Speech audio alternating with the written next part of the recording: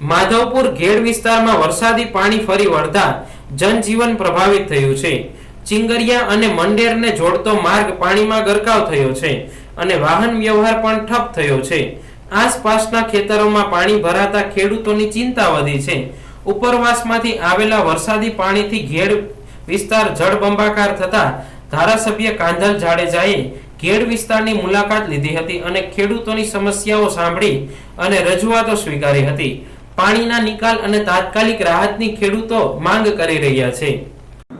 આજ રોજ અમે લોકો ઘેડ વિસ્તારની મુલાકાતે નીકળ્યા છે। ઉપરવાસમાંથી પાણી વધારે આવેલું છે, બરાબર, અને થોડાક લાઇટના પ્રશ્નો હતા। પાણી આવ્યું છે ઉપરવાસમાં વધારે, અને બધાને ખેડૂત અપીલ કરી ધ્યાન રાખવાનું નહીં।